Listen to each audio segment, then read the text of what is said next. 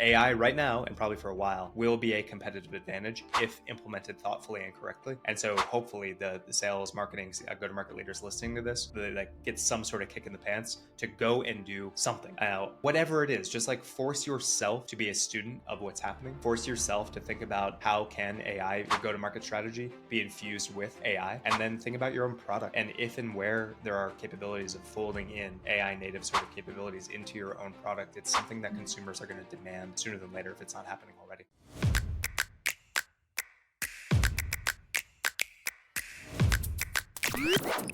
Welcome to Growth Unlocked Beyond Scale, your gateway to the deeper dimensions of business and personal growth. This series goes beyond traditional metrics, exploring the philosophies, mindsets, habits, and life lessons from those who've successfully navigated the landscape of entrepreneurship and leadership. Peer into the minds of those who've mastered the art of business innovation, partnerships, and those that are rewriting the rules of revenue. Tap into their actionable advice and practical playbooks that can be used to unlock growth in your own world. Welcome back to another episode of Growth Unlocked. I'm your host, Kieran Krohn. Today's guest, Kyle Coleman, has risen the ranks through a bunch of different roles. So leading SDR teams to becoming the now CMO at Copy.ai, with a career spanning key roles across some pretty high growth companies like Looker and Clary. We'll be digging into his journey of unifying sales and marketing teams, pioneering the first go-to-market AI platform, and the invaluable lessons he's learned along the way. Whether you're looking to accelerate your career or unlock AI's potential in your business, you won't want to miss this. Kyle, thanks a lot for joining us. Thanks for having me, Kieran. I'm excited for this conversation. Kyle, you've had a really impressive career across a number of roles, rising the ranks from SDR leader to CMO. Looking back, what are some key decisions that shaped your trajectory, and how do those experiences prepare you for today? Yeah, it's a really good question. And thanks, first of all, thanks for having me, Kieran. I'm looking forward to the conversation here. I've been really lucky to, there's always an element of luck, and there are people that'll say, you make your own luck, and to an extent that's true. But I didn't even know how to spell SDR. Like I literally did not know what it stood for when I took my first SDR role. I was completely new to SaaS. I was relatively new to B2B tech. I really didn't know what I was doing. I got extremely lucky to land at Looker. I was the sixth employee at Looker, and the company ended up, 800 or so employees over 6 years, 100 million in revenue, and got acquired for 2.5 billion in 6 years. Like, how much more lucky can you get? Like, this is a 1 in a million type thing that I just fortuitously landed into. So, like, putting that maybe to the side. The reason for my own personal success, putting the company success to the side for a second, is I've always been interested and motivated by things that are hard. And instead of running away from problems, being the one who can proactively identify problems and be willing and able to solve those problems has been extremely helpful. So I mentioned I was a sixth employee at Looker. Like we didn't know what we were doing. We had to figure out a lot of stuff. I personally didn't know what I was doing. I had to figure out a lot of stuff. But because I had the open-mindedness and not to say confidence necessarily that I could do it, but confidence that I could figure out how to do it, that allowed me to take on things that I probably would have never gotten exposure to, like writing website copy and coordinating and running trade shows and like these things that were not part of my job description, but were things that needed to get done. And so I did them. And that's been something of a staple of my career, Kieran. Like, and it's easy to say this kind of looking backward of, connecting the dots, looking backwards, as Steve Jobs says. But I basically have done this my whole career. And so fast forward through the time at Looker, all that was great. I ended up at Clary to lead sales development and to lead enablement. And 4 months into my tenure at Clary, the head of demand gen left. And I was like, hey, I've seen what good looks like from a demand standpoint. I've never led it, but I was hand in hand with the demand person at Looker. I can take this on in the interim. Like I'm not afraid to try. And interim became permanent. And I became responsible now for SDR and demand. And then the same thing happened for customer marketing and value engineering and on and on and on and on. And I was just able to like prove to the company that I was willing to take risks, admit when I don't know how to do something, figure out an optimal process for doing something, hire the right people to go and do that thing. And so that a very long answer, but it's a long way of saying run toward the fire. Don't be afraid of getting burned. figure out how you can add value beyond your job description, and that will compound. Yeah, that's fascinating. I really like that concept of sort of looking beyond where you're operating and what your function is and sort of what your day-to-day responsibilities are, because I feel like it's not uncommon for people to kind of have their blinders on. They've got a specific role and a bunch of different things they need to get through on a day-to-day basis. And looking at what the business needs in other departments is something that probably not a whole lot of people do. The problem identification is a hard part. And you're totally right. Like most people are pretty narrow and maybe intentionally have blinders on because they're like, you know what? I want to work 9 to 5. I want to punch a clock. I want to do really well in my job alone. There's nothing wrong with that. But if you want to be the kind of person that makes a broader impact, or if you're excited by continuously having new challenges, as I tend to be, then I want to remove those blinders and I want to think cross functionally. I want to understand how the various elements of the go to market engine can and should be interconnected and interwoven in a way that is going to help everybody do a better job. And so like I've always been more interested in like a systems level way of thinking and processing and executing. And I think that has made me a bit more predisposed to think outside of my literal job description and think more holistically about what the company needs to get done. Mm. Absolutely, and that's something I was thinking about in terms of the fact that you've had exposure to a bunch of different roles across different departments. So having that sort of broad depth of experience and range is probably like really really beneficial. I guess sort of now that you're in a CMO role at the moment, you were previously CMO at Clary as well. What are the most sort of significant shifts that you've seen in the responsibilities of CMOs today compared to 5 years ago? Yeah, it's a really good question. So I will say maybe I'll answer the question slightly differently and then see if it tracks. Like the what I've been spending a lot of time thinking about, Kieran, is what's the difference between, let's say, a SDR manager and a CMO. And of course, there's a lot of differences. But as an SDR manager, your primary responsibility is your team of people of SDRs. As a CMO, your first team is not the marketing team, it's the cross-functional leadership team. That's a very different way of thinking about things. It's a very different approach. I need to be as involved in the product side and what the product team is doing and what they're working on and what they're prioritizing, what they're deprioritizing. I need to be as involved there as I am with the VP of sales and understanding like how is the messaging landing and what are the in-flight opportunities and what do we need to do from an ABM perspective. Like I need to be involved all across the business. I need to have the right people on the marketing team that can fly solo, that are really sharp and can work without necessary or needing a ton of hands-on like guidance from me, because that's not my job. My job is to make sure that the marketing strategy is informing the company strategy in a way that's really useful. And so I think that a lot of marketing leaders kind of get that wrong. And marketing ends up being a service department versus a leadership department inside the org as a result. Like the marketing team at many companies gets told what to do because they're not thinking or they're not acting or behaving really at a strategic level that's cross-functional with their executive level peers. So I don't know if that's like a 5 years ago versus now difference, or if that's a difference between the way some marketing leaders or some departmental leaders approach their function versus others. But I strongly recommend you take this first team approach and understand that your first team is your executives, your cross-functional executives, and then your second team is the org chart. Mm. Do you think that, with that being said, that CMOs, I mean, I guess it differs from company to company, but now, like broadly speaking, have more of a seat at the table at that executive strategic level? I think they should. I think they should. And I'll give you an example of this, Kieran. Like I started at Copy.ai about 10 months ago. And the reason I was hired, one of the reasons, is because we're going from a PLG motion product led growth to a sales led growth, kind of traditional enterprise sales led type thing. And so one of the things that we needed to figure out was pricing and packaging, like self serve pricing and packaging. We figured out we have 17 million users, like we're good. But the enterprise side, we had no idea. And so similar sort of thing here. I could have very easily been like, not my problem. Somebody else is going to figure out pricing and packaging, and I'm sure it'll work itself out and everything will be fine. I did the literal opposite of that, where I was like, I'm going to come up with how we create the packages inside of our platform. I'm going to come up with the way that we do our pricing and our discount tables and all the rest. And I am going to be a frontline seller for a little while and see what happens. And I'm going to take this new approach to the packages and the sales collateral that we created, the new pricing and the contracting and all the rest, and see how that lands. And like just went on the front lines to go and figure out pricing and packaging. And there's no shortage, and that's just one example. There's no shortage of other strategic initiatives that need to happen that I think many marketing leaders would say, that's not for me.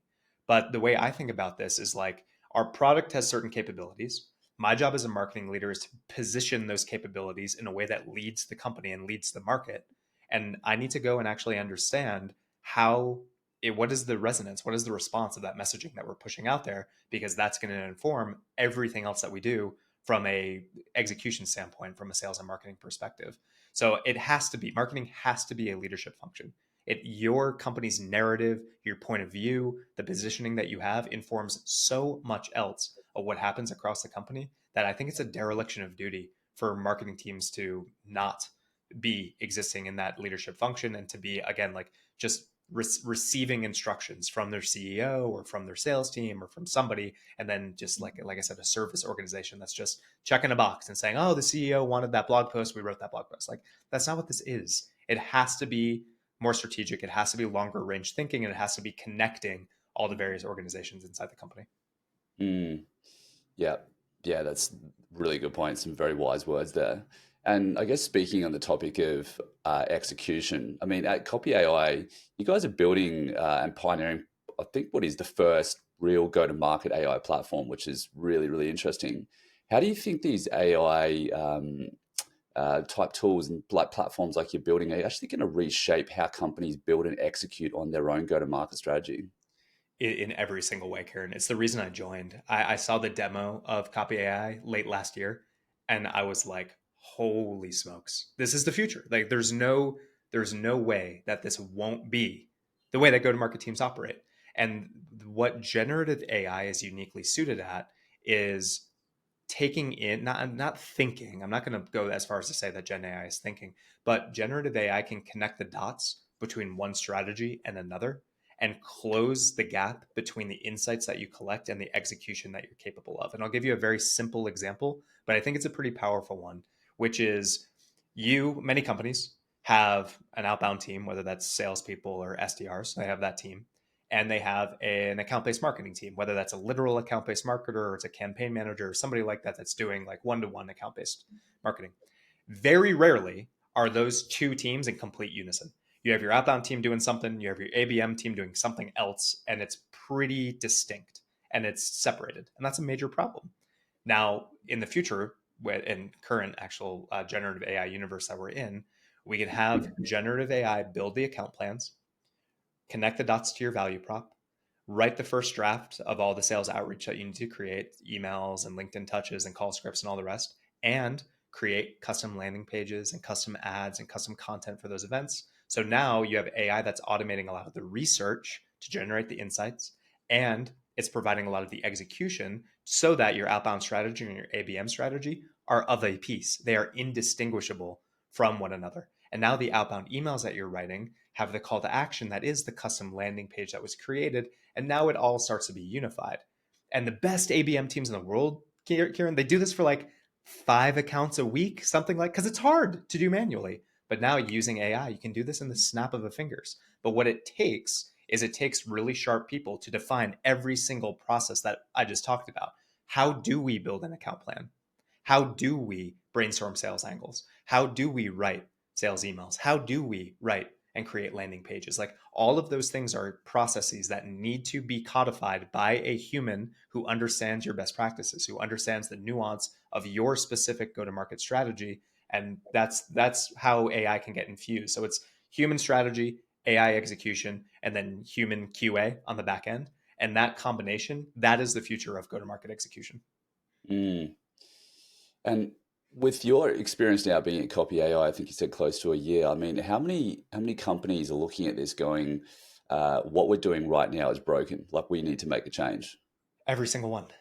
Every single one. And the reason for it, Kieran, is because we got to the point over the last, let's call it like 5 or 10 years, but it might be even a little bit longer than that, where we had gotten addicted to hiring specialists to do very narrow things inside the go-to-market engine, bringing on tools for very narrow point solution purposes inside the go-to-market engine, creating processes that were very manual, hard to execute, hard to scale. All of these things you end up with this majorly bloated go-to-market organization. And so every CRO and CMO, CEO, CFO in particular, they see this like our go-to-market team is the most expensive part of our business and it's super inefficient. What are we going to do about this? Well, when companies know that AI is a potential solution to this, they just don't exactly know how because they're like, oh, do we use Chat GPT? Like, what do we do? And like, no, of course not. That's not a full answer here. So they're like, this was the insight that we had, and this is how we're trying to create this workflow automation to help go-to-market teams really flip the script on the problem that they've sort of created for themselves and drive their customer acquisition costs way down, drive their lifetime values way up, and therefore the valuation of your company is going to increase over time. So it's all about efficiency. It's all about productivity. I hesitate to say that it's all about scale because I think that's a pretty dangerous term and pretty loaded term. But if you can get your go-to-market function to be more efficient for how you attract and retain customers, like that's what this is all about. And so that's what AI can help you do. You don't need a massive team to do this anymore. A lot of this can be codified by strategic thinkers and then executed using AI. So it's a really great point that you make, Kyle, and I think that ties into this concept that I've been thinking about a lot recently, which is GTM efficiency. And this, I guess, measurement of like how much money, how many dollars a company is willing to and actually spending to acquire $1 in revenue. And, over the last 5 or 6 years, we've seen some pretty ridiculous ratios, like $4 in some cases to acquire $1 in revenue, which, is great if you're going to maintain and retain that customer for 5 or 10 years, but that's usually not the reality. So it sounds like what you're doing there is like actually having a really big impact on GTM efficiency and bringing that number down. So like you mentioned before, businesses can actually become more sustainable and more profitable. That's exactly right. And it's funny you say that because I'd seen similar studies recently, Kieran, and the numbers get way worse than 4 to 1. Like you see companies that are in the 20 to 1 ratio, and you're like, what are you thinking? There's no way that this could be profitable. Now, it's interesting because it's not like the aspiration or the goal, of course, is to decrease this number on the whole, but it's not necessarily for this efficiency number to always be trending down because you may roll out a new product and you need to increase your sales and marketing efforts to boost that product. So you might see little spikes up, but generally speaking, you should be trending your way down. It may not just be a smooth line down. Like Salesforce is a great example of this. They spend God knows how many millions of dollars every Q3 on Dreamforce. Like their marketing efficiency is going to spike during that quarter because their spend ratio is just out of whack. So like there's always things that are going to be driving inconsistencies there. But generally speaking, if you look at this in a year over year range, you definitely want that efficiency rate going down. And that's exactly what we're helping companies do. It's a matter of controlling your personnel costs, controlling your spend, but maybe more important, or definitely equally important, a great buyer experience, a great customer experience. If you can create all of those things while controlling costs, you start to become really, really optimal. And that's ultimately what we're trying to do here. So efficiency breaks down a handful of different ways. It's process and it's tooling, but it's also softer skills that you need to equip your sales team with a real point of view on the accounts. Your customer success team has to really understand the strategic initiatives of your customers so that they can help fulfill those. That's how you be sticky. You solve executive level problems. And so the more that we can help our customers do that for their customers, the better off we're all going to be. I hear. So, Kyle, you've worked across, like I mentioned at the start of the call, a bunch of pretty high growth, really interesting companies from Look at Clary, now you're at Copy.ai. What would be one lesson from those high growth environments that you think that every company, regardless of size or shape, could apply today? Adaptability is probably the most important thing that you need in high growth times. You might stumble onto or intentionally find something that works. If you get too married to that thing and you're unwilling to adapt or change, you will die because a competitor will catch up or the channel will get shut down or something will stop or the efficiency will start leaking out or something like that will happen. And if you're not already thinking about the next chess move and you're overly reactive, you are going to struggle in a major way. So don't get comfortable. Have this like healthy paranoia that what is working now is not always going to work, and constantly be thinking about new and different ways of executing, whether that's outbound or it's ABM or it's the events that you sponsor, trade shows, or like there has to be some different lever that you're constantly experimenting with. Otherwise, things will stagnate. It's only a matter of time. So I think I've seen that happen over and over and over again. Thankfully, it's been something that the companies I've been at have avoided, but I've seen this plague a lot of companies where they get maybe lucky or maybe they get, skillfully find something that's working. They become overly dependent on it. The well dries up and they starve. So don't allow that to happen. Maintain that healthy paranoia and always be looking for the next thing that you're going to go do. Yeah, and I think that healthy paranoia is something that it's almost like a paradox, right? Where it probably creates a little bit of anxiety for business leaders, Has to. but I think it has to, right? And I think the thing is, like, we've seen a lot of disruption, a lot in the last 10 to 20 years. Like, companies that were in the Fortune 500, I think like 75% of those 20 years don't even exist today. And there's going to be even more disruption at a faster pace in the Yeah, next 5 to 10 years. And so I guess, like, a lot of business leaders are probably thinking, oh my God, like, we could be one of those disrupted companies because it could happen to anyone. definitely yes. And I think the ones that are ripe for disruption are ones whose heads are in the sand about AI. They're like, it's just a phase. Or like, I tried ChatGPT. I logged in and I said, write me a blog post. And the blog post sucked. So it'll never work. Like those people, and they exist. Probably the majority of people right now are definitely going to get left behind. AI right now, and probably for a while, will be a competitive advantage if implemented thoughtfully and correctly. And so hopefully the sales, marketing, go-to-market leaders listening to this, they like get some sort of kick in the pants to go and do something.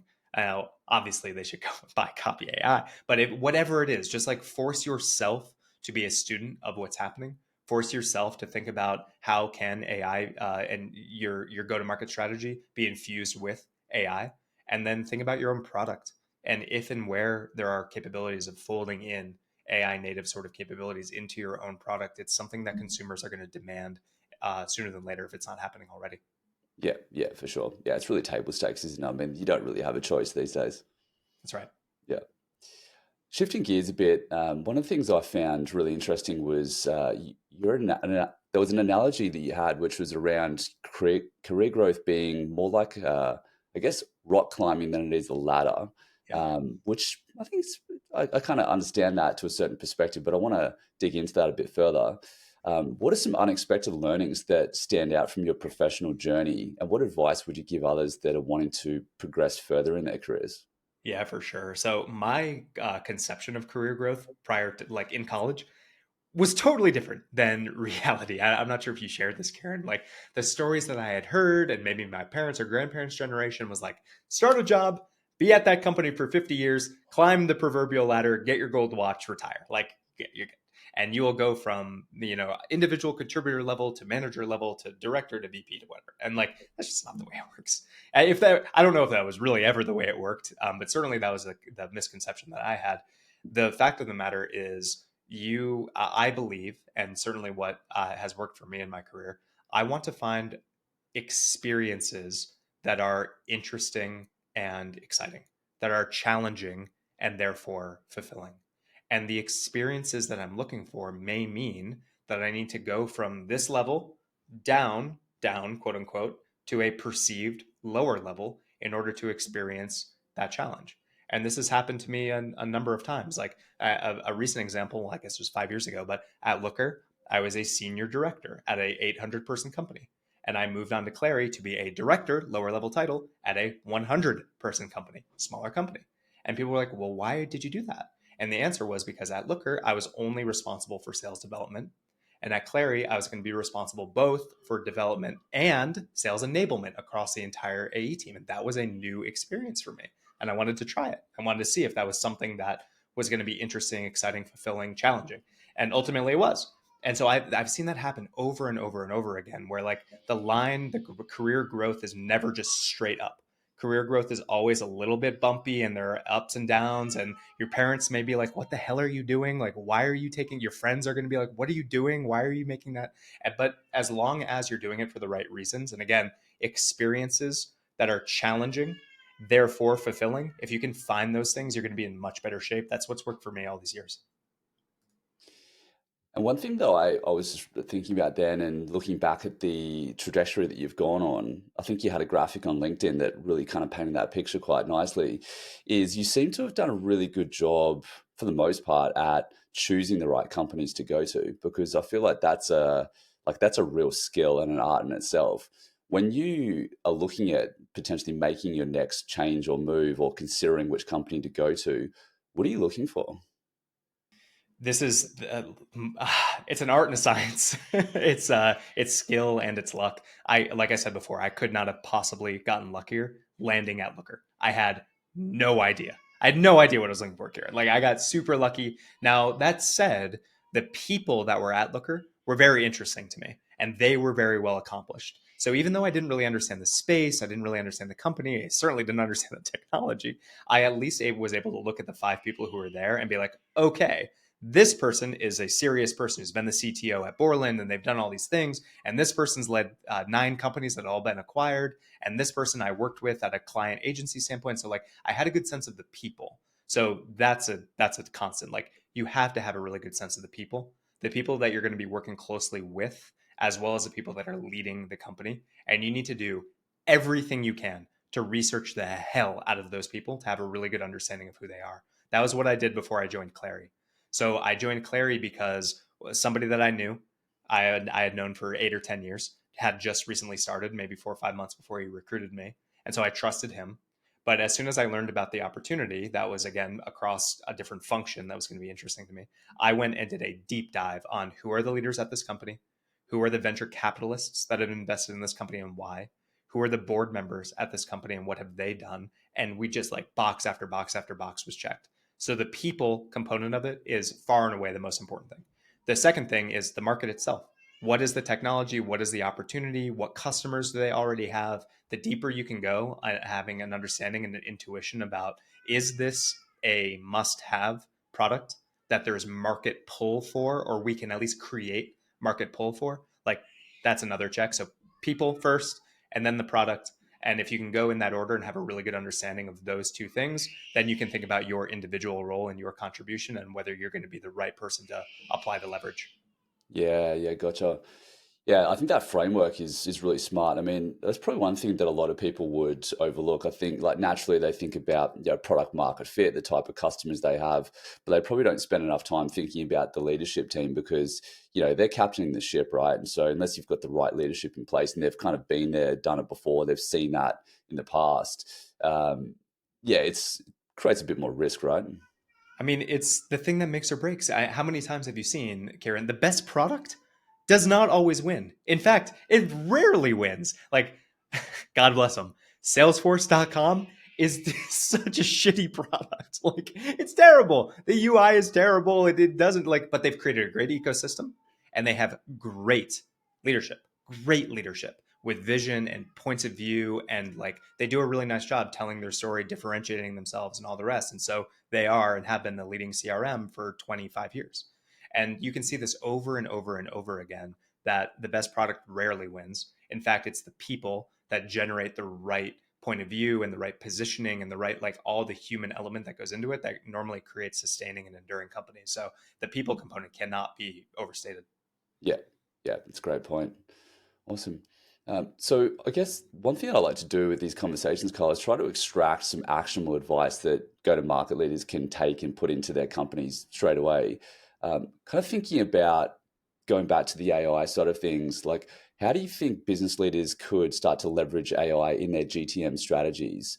But they might start just be at the start of that journey. They might be feeling a bit overwhelmed by the hype.